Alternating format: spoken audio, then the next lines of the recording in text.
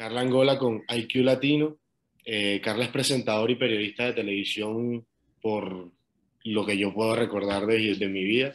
Ha estado toda la vida en Buenas Noches en Globovisión, también fuiste reportera de campo y ahorita trabajas en EBTV en Miami, la voz de los venezolanos en el exterior. ¿Cómo estás, Carla? Gracias por acompañarnos. Ay, muy honrada y muy generosa esa presentación, Eduardo. Bueno, Lo valoro mucho. me acuerdo de ti desde que nací prácticamente. Entonces, bueno, Carla en este momento acaba de destacar una injusta orden de captura por la Fiscalía de la República de Venezuela por la presunta apología del magnicidio del presidente.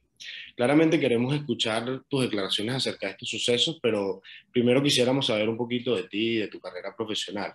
Entonces, ¿por qué no nos cuentas un poco acerca de eso y qué se siente haber sido una ventana informativa para la diáspora del venezolano a lo largo de tantos años?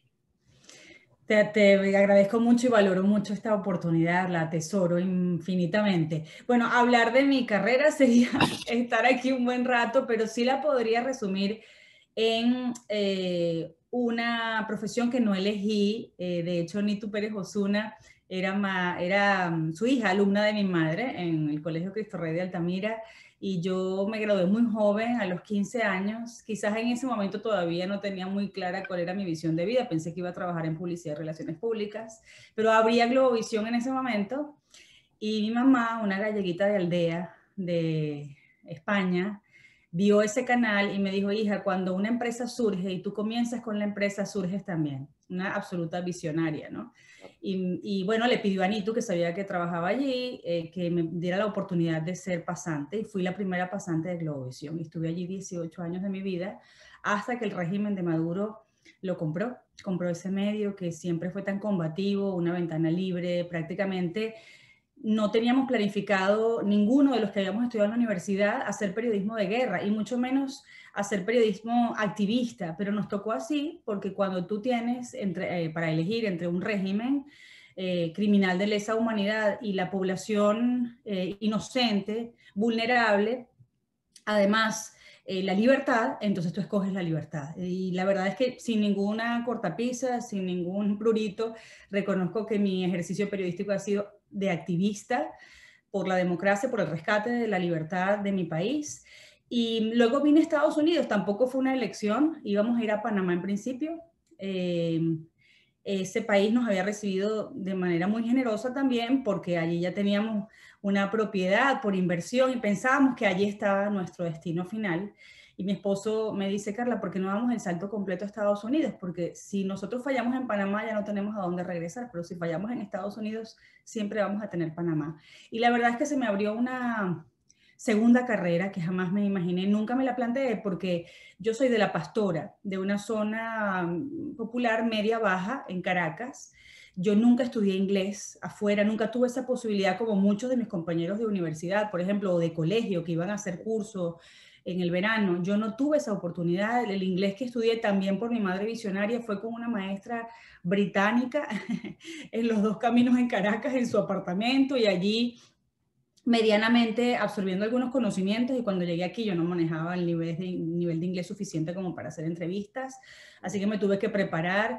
Aquí tuve que hacer un ejercicio periodístico en un área absolutamente desconocida, abrir camino a todos los periodistas venezolanos, porque la verdad fuimos los primeros venezolanos en las Naciones Unidas, por ejemplo, en el 2017, los primeros venezolanos en entrevistar a un presidente de los Estados Unidos. Tuvimos que abrir ese camino y no sabíamos ni siquiera que estábamos preparados para eso, y la verdad es que estamos muy satisfechos porque al final esto no ha sido un avance personal, ha sido un avance colectivo. Cuando uno hace esta profesión, sobre todo en estas circunstancias país, uno sabe bueno, que te conviertes en una plataforma para mucha gente que no la tiene, porque los medios en Venezuela han sido cerrados, han sido censurados y ahora autocensurados. La gente por miedo no se atreve a quizás hacer denuncias importantes, y para eso estamos nosotros. Al principio no entendíamos cuál era nuestra misión de irnos del país, no fue algo, como te digo, planificado, pero con el correr del tiempo entendemos más y más por qué estamos aquí. Es así, es una labor bastante respetada, sobre todo por los venezolanos dentro y fuera, porque sabemos muy bien que en Venezuela nunca tenemos una voz tan clara como deberíamos tener. Ya me diste la respuesta a mi segunda pregunta, Te pero hablo mucho, Eduardo. no, me encanta, acerca de tu motivación. sobre ser reportera y me dices que es la libertad, pero sí quisiera saber cómo manejabas cómo manejas la dificultad de ser periodista en Venezuela, porque la verdad es que tuviste que vivir escenarios que no son muy comunes y son a veces un poco tediosos, sobre todo con una antítesis de reportaje todo el tiempo en Venezuela, como es el gobierno actual. Tú dices dentro de Venezuela, cuando estaba en Venezuela. Claro, claro. Bueno, Pero inclusive fíjate, fuera también.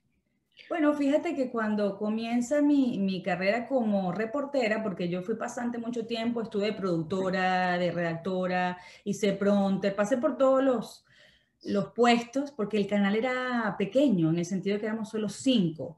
Después llegamos a ser 600, pero al principio éramos 5 y Bueno, cada uno tenía que hacer 5 tareas. Entonces fue un aprendizaje increíble, ¿no?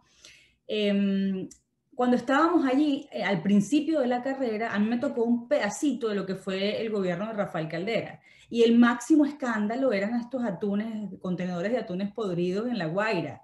Y eso era todo un escándalo.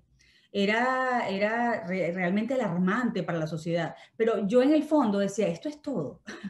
En verdad, esto es toda la adrenalina que yo voy a vivir en esta carrera. Hay veces, hay momentos en los que uno no puede pedir porque mira lo que pasa, ¿no? sí, La adrenalina llegó y la verdad es que ha sido mucho más que eso, porque estando en Globovisión nos tocó montarnos en el techo para huir de los colectivos que llegaron prácticamente a darnos una paliza allí, lanzaron bombas molotov a nuestros vehículos en el estacionamiento, porque eso era una casita en la Florida, en la Alta Florida, lo sigue siendo, pero ahora para otros fines más bien plegados al régimen. Nos lanzaron botellas con excremento. En la calle, como reportera, pues ponían carteles con nuestro rostro y una diana pintada encima de nuestro rostro. Éramos objetivo militar en ese entonces. Me hicieron un atentado en la autopista, casi no lo cuento. Estuve en el hospital bastante tiempo. Y además de eso, quizás lo peor de lo peor, no solo fue, bueno, las bombas lacrimógenas, pero también los tiroteos que tuvimos que presenciar. Una señora murió justo a mi lado en una de esas movilizaciones. Y después la persecución constante. Yo salía a las 12 de la noche del canal, no tenía escoltas. En algún momento lo tuve, pero eso no era sostenible económicamente. Y después me tenía que ir todos los días tratando de buscar vías alternas para no recorrer el mismo camino a casa cada noche. no, Y luego viene lo peor, porque renunciamos a Globovisión, empezamos a trabajar para EBTV Miami, ya tengo allí, yo tengo relaciones laborales a largo plazo, y ya tengo allí unos 8 años. Fui el primer programa que se hizo desde Venezuela, el canal era un sueño, cuando esto de lo virtual y los canales digitales no eran, claro. ni siquiera no estaban de moda, creo que fue uno de los primeros. Y el creador de ese canal me dice, ¿por qué no haces un programa desde Venezuela? En una visita que hicimos aquí, porque recuerda que cuando termina Buenas noches, el programa que hacíamos allá en Globovisión durante 8 años, porque censuran aquí con mi compañero de trabajo y renunciamos todos los demás inmediatamente, pues empezamos a hacer una gira, convertimos ese programa en una puesta en escena en teatro, y la verdad es que fue increíble porque toda esa gente que nos había seguido durante 8 años la pudimos ver en persona, abrazarlos y contarles cara a cara, ¿no?, lo que habían sido nuestras anécdotas durante ese tiempo y lo que pensábamos seguir haciendo para defender a Venezuela. Fue uno de los momentos que más atesoro, porque, por ejemplo, en el Táchira tuvimos una aforo de casi 3.000 personas y ese entusiasmo país por no renunciar a lo que sabe merece, eso es lo que yo siento que quiero rescatar y por eso sigo peleando todos los días, ¿no? Porque yo quiero volver a ver a mi país entusiasmado por recuperar lo que le pertenece. Yo siento que no ha renunciado, pues obviamente, Venezuela no ha renunciado, está un poco distraída porque es que es demasiado difícil sobrevivir allí. Y ahora están más bien en este modo supervivencia y están ocupados de prioridades y uno tiene que comprenderlo, pero sin embargo ves este ánimo en las calles de cambio y además protagonizado por sectores sociales que no tienen ningún temor. A mí me asombra, me maravilla ver tanta gallardía y tanta valentía. Pero te comentaba que lo llevamos al teatro, venimos a Miami en una de esas visitas y ahí me dicen, ¿por qué no haces un programa? Mi esposo, de nuevo, toma la decisión. Mi esposo, sí, es que yo estoy rodeada de gente que es mucho más digamos, visionaria que esta servidora, ¿no? Claro. Y mi esposo me dice, mi amor, ¿por qué no le planteas este programa que tú tenías para Globovisión? Y así fue. Y hicimos el programa desde Venezuela. Estaban las protestas terribles estas del 2014 y las cubrimos todas en una motocicleta con una camarita muy pequeña. Y allí es cuando nos fichan a mi esposo porque ya me estaba acompañando y empieza la persecución familiar, tanto a él como a mi suegro. Y eso es lo que nos impulsa. Yo no me hubiera ido nunca, la verdad, porque a mí me hicieron de todo y no me fui, pero ya cuando se meten con la familia y esta gente es narcotraficante, ya tú dices, bueno, has perdido todo, perdiste tu trabajo y no quieres perder a los que más quieres. Entonces ese fue el motivo por el cual ya no estamos allí. Bueno, Carla, la verdad es que te deseo suerte en tu labor de periodista de aquí en el futuro y espero que podamos recuperar esa libertad de expresión que teníamos y que ya no tenemos en Venezuela. Ahorita quisiera preguntarte un poco acerca de actualidad y lo que está pasando ahorita, no solo con tu orden de aprehensión, sino que también en el caso de los drones hay otras 17 personas condenadas injustamente, incluyendo Sí. Emiliano Benítez, que no tiene absolutamente nada que ver con el caso. Entonces, cuéntanos un poco tu perspectiva de lo que está pasando ahorita y cómo es el futuro del caso de los drones y en general. Mira, es el régimen siendo el régimen. Aquí no ha cambiado nada. Hay un sector pequeño, muy pequeño del país, que cree que pueden tranquilizar, que pueden calmar a la fiera.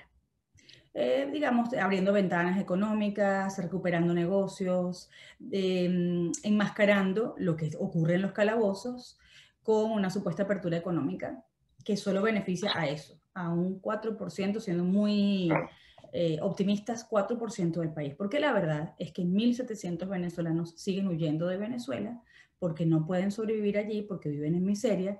La verdad es que Maduro persigue a quien piensa distinto, a quien le estorba, a quien puede mostrar una cara al mundo que a él en este momento no le conviene, porque pareciera mentira, él todavía no es Ortega, increíble, ¿no? Que Ortega pueda ser peor, porque Ortega ya no tiene ningún problema en, por ejemplo, apresar a los 7 candidatos que querían competir con él en las elecciones y listo, pero sin que se le despeine un cabello, ¿no? Maduro podría llegar a eso en el 2023, en el 2024, aunque Maduro quizás es más astuto porque le conviene ahora este acercamiento de los Estados Unidos, de la administración Biden, para ser más precisos. Ha logrado, yo creo que engañar, prometiendo una conversación, un diálogo que no va a sostener, en el que no está dispuesto a entregar absolutamente nada. Y quienes están en Venezuela se quieren hacer la ilusión. Yo siento que quieren autoengañarse, pero yo creo que están muy claros. Por ejemplo, hay un caso muy emblemático, el de Juanes. Juanes fue crítico, el cantante colombiano, crítico tantas veces, pero abiertamente, fieramente, contra el régimen de Maduro, tanto que participó en el concierto de la frontera, tanto que ha vocalmente expresado todo lo que nosotros sabemos es Maduro. Y ahora, en este momento de apertura, alguien le sugirió, mira, puedes acercarte otra vez a los venezolanos, pero inmediatamente el régimen le recordó que no olvidan lo que él alguna vez comentó. Entonces, eso es lo que creo que ahora prefieren no mirar, no pensar venezolanos allí adentro, un pequeño porcentaje. Y en el fondo, muy en el fondo de mi corazón, no los culpo porque ha sido demasiado duro, porque nadie nos ha podido materializar o concretar una solución que se prometió tantas veces. Y yo entiendo que hay frustración y entiendo que llega un momento en que empiezas a creer que eso nunca va a ser posible. Pero es nuestra responsabilidad, aunque sí estamos en una posición más cómoda, estamos aquí, yo tengo orden de captura, pero en este momento aquí en este país eso no va a tener efecto, gracias a Dios. Incluso yo he viajado en este tiempo, no lo he mostrado públicamente, no porque no tenga la intención de hacerlo, sino porque, bueno, en este momento eran reuniones privadas, pero lo voy a seguir haciendo y esos países en verdad saben que esas decisiones de Interpol y esas órdenes de captura son políticas. Entonces, si tú vas a una verdadera democracia, pues en teoría estás protegido, aunque esta gente tiene muchas ramas y tiene muchas redes y eso siempre es un motivo de preocupación. Y hablas Pero, de, perdón, y sí, dime. hablas de que no se han otorgado ninguna futura soluciones a la situación de Venezuela y que el venezolano no ha tenido soluciones, por lo menos a largo plazo. ¿Cómo crees que con esta nueva apertura hacia el internacionalismo de Maduro, sobre todo por la temática petrolera, cómo crees que eso afecta a las investigaciones de la Corte Penal Internacional y de la Haya? ¿Crees que tenga algún efecto en el beneficio de los venezolanos en general. Bueno, hasta el momento hay un par de países que había promovido la investigación contra Maduro que cambiaron radicalmente desde el punto de vista ideológico y se han retirado de esa acusación, pero la acusación está en marcha. Hay quienes temen que el proceso se retrase, pero no tanto porque el mundo ahora sea más pragmático y quiera abrir el comercio con Maduro, sino porque el régimen, como nosotros estamos acostumbrados a que en Venezuela todas las decisiones jurídicas se toman a dedo, es decir, por capricho del régimen y no hay procesos justos, creemos que el mundo funciona igual y no. En la Corte Penal Internacional, el acusado y en cualquier foro, digamos, penal o jurídico en el mundo, el acusado tiene derecho a agotar todas las alternativas que tiene para defenderse. Y eso es efectivamente lo que está haciendo Maduro. Hay quien permanentemente dice que no le importa todo lo que el mundo diga de él, pero sí le importa, porque sabe que eso es de por vida, no prescribe, es decir, esa acusación lo va a perseguir toda su vida. Y está afanado contratando con nuestro dinero a los mejores abogados en el mundo para poder defenderse. Y eso no es que lo retrasa porque el sistema le esté permitiendo que lo retrase, sino que el sistema quiere hacer justicia y él va a poder agotarlo todo y tiene una muy buena asesoría. Entonces lo que yo creo es que ya sabemos que este proceso es a largo plazo, pero un proceso que no se agota hasta que no finalice. Y yo creo que Karim Khan sigue firme en llevar esto hasta el final, porque incluso Fatou Bensouda, quien era acusada de tener cierta tendencia de entendimiento con el régimen, hasta ella, antes de irse, dijo que había suficientes motivos como para investigar ese régimen por crímenes de lesa humanidad. Karim Khan, que es un hombre que ha trabajado toda su vida vinculado a víctimas que han presentado sus casos ante la Corte Penal, pues no va a ser algo diferente. Yo tengo fe en que eso va a seguir su camino. Pero lo que me preocupa, por ejemplo, es que hay propuestas como la de Almagro, como también él ha empezado a creer que no es posible sacarlo, entonces dice, ni siquiera lleguemos al 2024, tratemos de instalar una especie de cogobierno en el que esté el régimen y la oposición. Y a mí también me parece eso una absoluta utopía, porque el régimen no va a querer compartir la gestión, secuestrar el poder, y la oposición con unos 3 miembros en un gabinete, digamos, de 9, no tiene ninguna posibilidad de materializar nada. Y al régimen no le va a interesar compartirlo. Yo creo que al régimen más bien le conviene participar allí, echarle un ojo a quienes quieren ser los candidatos, tratar de tener allí a su candidato opositor y nada, seguir adelante con su robo de elecciones, acaparamiento del poder, fingir que la elección pasó y que lamentablemente los sectores disidentes no pudieron lograrlo y seguir adelante secuestrando el poder. Y hablas de bastantes realidades de la situación venezolana, pero si bien se sabe, nosotros que estamos en el exterior hemos escuchado ese hilo de rumores acerca de la supuesta mejoría de Venezuela en base a la dolarización falsa no oficial de lo que está pasando. Y vemos que el índice de personas regresándose a Venezuela ha incrementado, vemos que, como dices, es el 4% porque el resto de la población sigue estando en estado de necesidad. Pero, ¿cuál es, cuál es tu opinión general acerca de esta supuesta mejoría que hay en Venezuela en base a esta economía nueva que está surgiendo, la inflación reducida y muchísimo más liquidez de la que había antes? Bueno, yo creo que, como te explicaba antes, Maduro le dio la vuelta a su estrategia y entendió que el cansancio lo podía usar a su favor. Porque el mundo, la verdad, funciona por intereses y muchas veces no por principios. Y tú has visto, es insólito lo que puede hacer además el dinero. Venezuela es un país con muchísimo potencial todavía. Hay hambre de las petroleras, que en estos días el invitado que tenía decía, bueno, las petroleras ponen su ética por delante o sus negocios. Los negocios, van a poner los negocios. Había una presión inmensa de las petroleras europeas, estadounidenses por regresar a Venezuela, por cobrar su deuda. El régimen recuerda que expropió demasiadas instalaciones y ellos están muy interesados en recuperar eso. Hay un lobby, muy público por parte de Chevron y allí es cuando nosotros tenemos que entrar en presión, porque yo entiendo que los venezolanos dentro del país puedan pensar, bueno, ellos no quieren que nos levanten las sanciones, porque yo creo que no se ha explicado lo suficiente que las sanciones no son la razón por la cual Maduro arruinó al país. Él arruina la economía y ahora quiere presentar un nuevo plan económico como si él no hubiera sido el que la pisoteó. ¿no? Porque se dio cuenta que le convenía no solo resignarse a utilizar el dinero que no puede colocar en el sistema financiero internacional dentro del país, por eso es que vemos este boom de los bodegones, vemos este boom de la creación de empresas, de restaurantes inmensos, como si estuvieran en Los Ángeles, en Miami, porque ellos están invirtiendo el dinero que no pueden usar afuera allí mismo, ¿no? Y eso es lo que le ha dado una dinámica a la economía del país, no es otra cosa. De hecho, 20% de la economía en Venezuela está asociada a negocios ilícitos, narcotráfico incluso. Y eso no ha pasado en ningún país, por lo menos no en América Latina. Esto es gravísimo. Entonces, aquí hay varias cosas que ponderar. La primera, Estados Unidos le ha dicho a los estadounidenses que no es seguro regresar a Venezuela. Entonces, ¿por qué es seguro que los trabajadores de Chevron vuelvan? ¿Ellos no están en riesgo? ¿O es que Maduro ha prometido no tocarlos a ellos porque les va a ayudar a lavar la cara? Lo segundo, Siemens está diciendo que también querría regresar para rescatar el sistema eléctrico, que también puso en el suelo el propio régimen. Sí. ¿Por qué quiere regresar Siemens? Algunos tienen la teoría de que esto es porque tú no puedes arrancar, permitirle que arranque la industria petrolera si tú no reactivas el sistema eléctrico, porque todo se te caería.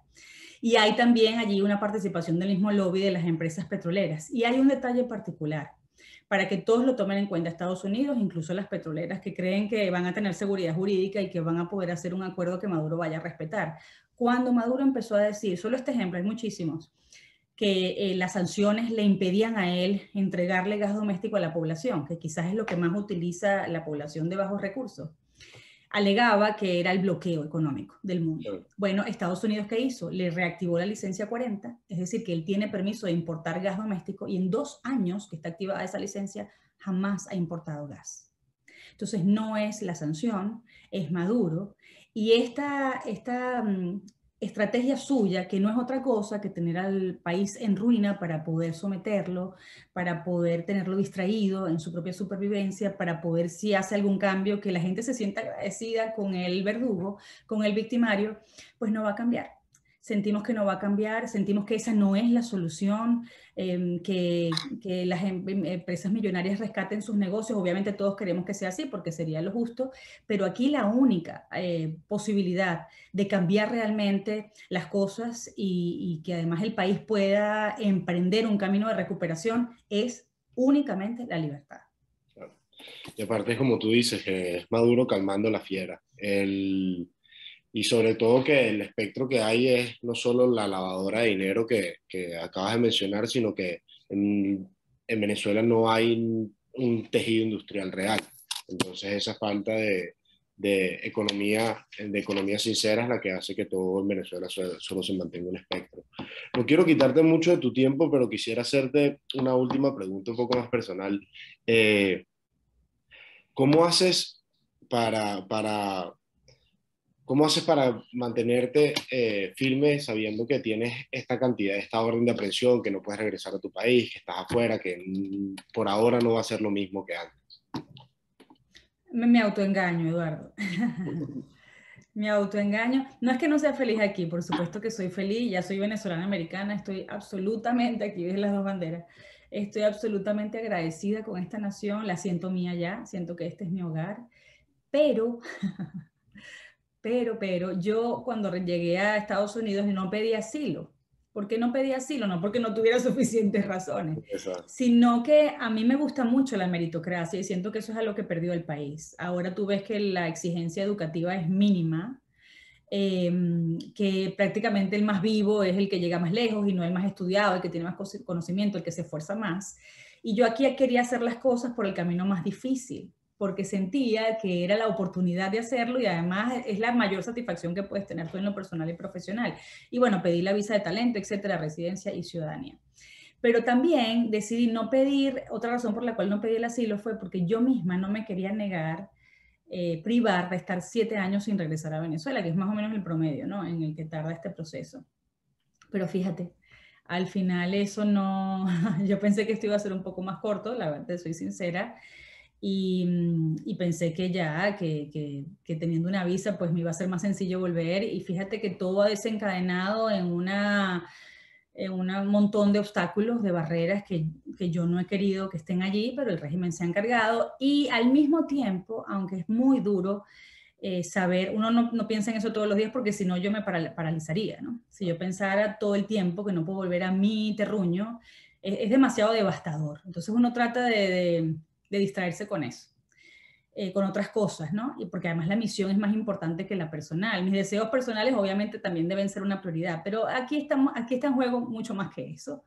Es un colectivo el que está padeciendo y uno no puede poner su pequeña situación delante de gente que está realmente en una circunstancia absolutamente devastadora. Entonces allí tú sopesas y dices, mi realidad no es nada comparada con personas que prefieren morirse en una selva a seguir allí. Entonces allí es cuando tú encuentras todas las herramientas para continuar, dejando de lado ese dolor, porque además tú vives con dolor, tú tienes que escuchar todos los días, todas las horas, situaciones de dolor. Entonces nosotros los periodistas nos hemos convertido como los psicólogos que necesitamos también drenar, y yo ahora estoy buscando esa ayuda porque no es sencillo. Claro. 25 años de dolor absorbiéndolo, porque además la gente drena contigo, la gente se desahoga contigo.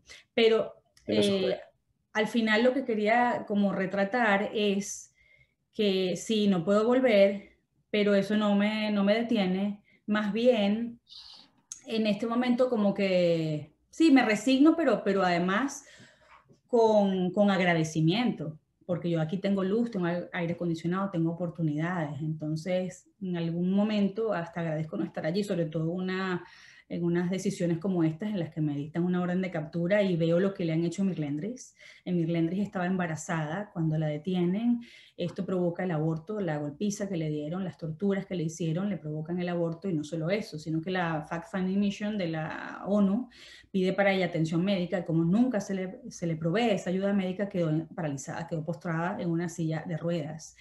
Esas cosas que siguen ocurriendo allí, eso es lo que me motiva más. Y todavía me motiva más reunirme con un empresario en España, ahora que estuve en Madrid, que me dijera que prefiere que se quede el régimen a que vayan a la oposición, porque todo se va a desestabilizar, todo se va a desestabilizar. Lo que me quiere decir es que esta paz de la economía que logró con Maduro se le va a echar a perder. Y ese tipo de mensajes son los que yo combato todos los días, porque no quiero permitir que el interés de unos pocos se imponga por encima de la realidad de la mayoría del país, que sí quiere un cambio y que ahora quizás no sabe cómo canalizarlo, pero encontraremos la forma.